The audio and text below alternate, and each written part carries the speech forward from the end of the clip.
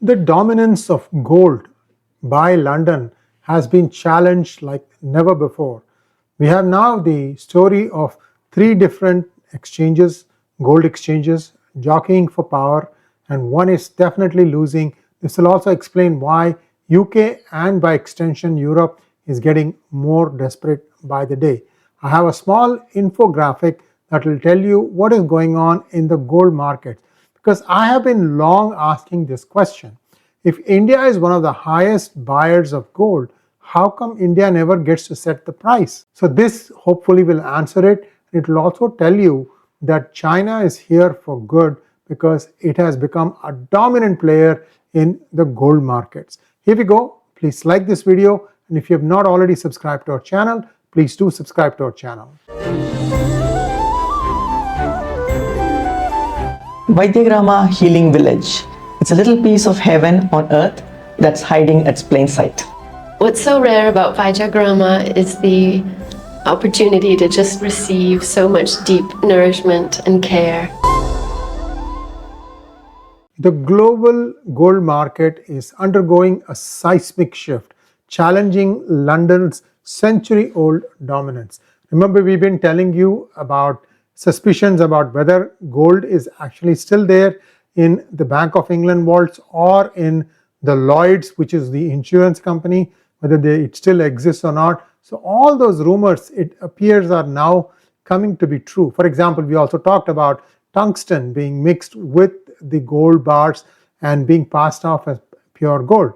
So a new world order is now emerging, and there are now three pillars of the global gold market, and we're going to talk about what happened, what is happening, and what we expect to see happen. London Bullion Market, I don't remember what the A is, association probably. The historical hub for over-the-counter trading and cleaning. It sets the global physical benchmark price but relies heavily on paper or unallocated gold. Now, with all these rumors floating that gold has been lost, gold has been mixed with tungsten and other things, people are insisting on actually seeing the physical gold and not just doing adjustments in entries. New York COMEX is now coming up as the dominant futures and derivatives exchange for gold. Its high volume, high leveraged trading drives moment to moment price discovery. So for futures, like for example, the price of gold 3 months down the road, 6 months down the road, COMEX has become the place that sets these prices. Also, Shanghai's SGE, the world's largest physical gold exchange, its mandate for physical delivery of gold reflects true supply and demand from Asia. In other words, Asia no longer trusts the West with their gold. In fact, most countries we know are withdrawing their gold deposits from United Kingdom and the United States, perhaps for this reason. So what is the reason? There has been a tipping point. Physical metal over paper claims. What's on paper does not appear to be when you physically inspect it. For example, many gold index funds were sold from both US and UK, and most of them were underwritten by UK, and it is believed that if the buyer goes to redeem their index fund with the equivalent in gold, that there is no gold. They have oversold it, or they've taken that gold out and put it somewhere else. Whatever it is, the convincing explanation is not coming from the banks. So the core challenge to London's authority is the global shift in demand from paper-based gold IOUs unallocated to tangible, physically delivered bars, a market where Shanghai is the undisputed leader.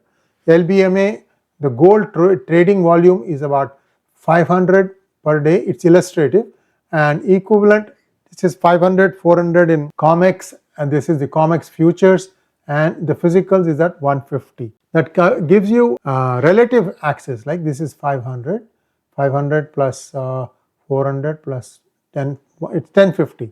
While the LBMA and COMEX have enormous notional trading volumes, the SGE volume represents a direct claim on physical gold, fundamentally altering market dynamics.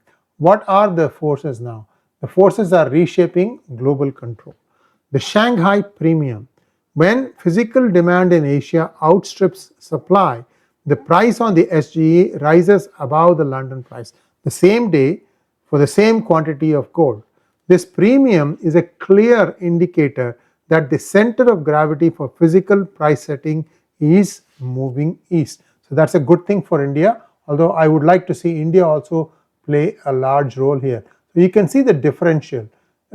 In March 2025, its SGE is at 2080, LBMA is at 2065, $15.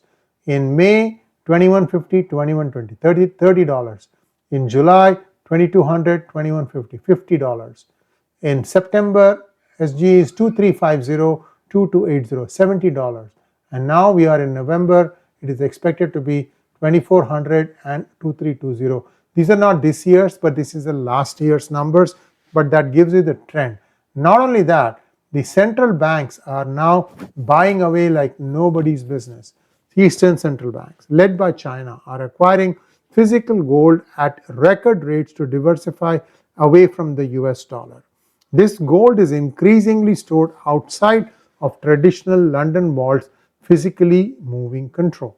So if you take a look at the 4-year period, 2021 to 2024, you can see that the net gold purchases was a little bit was there in 2021.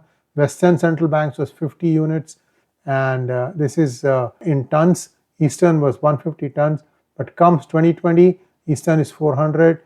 2023, Eastern has gone to 800, with Western is just a minute 30. In 2024, Eastern has gone to 1050, and I don't even see Western register. So what is the future? The future is physical. People no longer trust their gold with countries like United Kingdom and perhaps even United States. While London and New York remain critical for financial liquidity and price discovery, the ultimate control over the future of gold is being anchored to the physical markets of the East. I will not be surprised if India also starts playing a major role in this, and I think it should, because India and China, between them, are two huge consumers of gold. So let's wait and see how this plays out. Thanks for watching. Please like, share and subscribe to our channel. Don't forget to click on the bell button for notifications. Namaskar.